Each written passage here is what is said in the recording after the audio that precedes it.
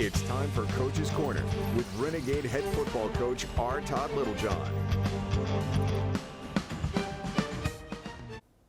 Oh, it's Kern County's favorite segment, Coach's Corner. Now, Coach Littlejohn, we have another coach joining us, Coach Mario Mian, head coach of the Kennedy Thunderbirds. Now, Coach, thank you so much. Congratulations on appearing in yet another section championship game. One of the things that really struck me that you said after your victory on the Central Coast this week is you're excited to practice on Thanksgiving. Yeah. Why is it so important for you guys to be playing at this time of the year and to have that annual practice? Yeah, you know, every year we start off, we try not to mention it too much, but we do talk about practicing on Thanksgiving, right? When you start talking about timelines and goals, we get to a point where we start thinking, okay, well, if we can get to a point where we're playing or practicing Thanksgiving, we're either in the semis or we're in the finals, right?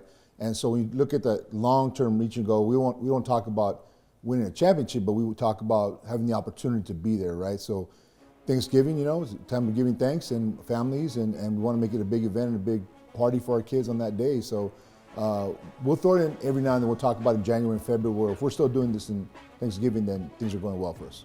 Can you pinpoint a time in the season that you saw, you know, and your coaching staff saw the turnaround, obviously, that led to this point? Yeah, absolutely. It was the loss against Highland. We played Highland that week, and we were just off as a group. We have kids that have been playing together for, 6, 7, 8 years, and they're very comfortable with each other. And going into that game, it was a rough week of practice, and we get to that game and we're just not ready to play football. And looking at the kids we had on our team, in our program, we should have never had a game like that. So going into that and, you know, getting beat up by Highland was really the turning point for our group. I think that at that moment they realized that, okay, we're not just going to walk out there and play, right? We got to do what we got to do. And so from that day, we've been winning since then. What would the feeling be like if you could add a section title to that? I remember them as 8th graders. When they were 8th graders is when we last won our section in 18. And I remember we did this little kind of going out to visit some of the schools and talking to them about what we accomplished. And I remember a lot of their faces back then. And I remember them saying, when I get there, I'm going to win a ring. I want to win a ring like these guys. And so here they are as seniors, and they have this opportunity in front of them to do this. And so, you know, we're excited about it, and it feels like these kids they're not going to rest until they pull this off, right? And so hopefully we'll be able to play well Friday to do that. But for them, for their legacy, and as we talk about coming through the programs like Kennedy, is having a legacy. What are you going to be known for? And initially the conversation was, the one thing we've never done is win a league title. And so now that's happened, and we thought, okay, well, how much further are we going to go with this, right? And so for them, that's definitely where they want to hang their legacy.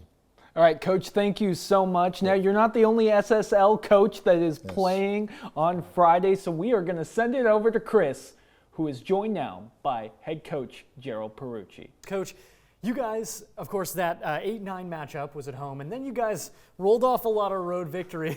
What's it been like being on the road so far in the playoffs? You know, it's something I think our kids are kind of used to. You know, we were on the road for 3 straight years, so we played 20 straight home games during our time that our stadium was being rebuilt. So our kids know what it's like to be on the bus. They understand the process of packing your stuff before you go and mentally getting ready while you're traveling up there. But you know, going up to 2 really hostile environments against the number 1 seed and then against the number 5 seed, it was a lot of fun, and the kids just continue to figure out a way to get it done. What is the key to success in those close games? I mean, you're back-to-back 1-point victories, right? I wish I could say it was a bunch of really high-end execution and everything else, and that's the funny thing about our team. You know, we've had 5 1-point games this year.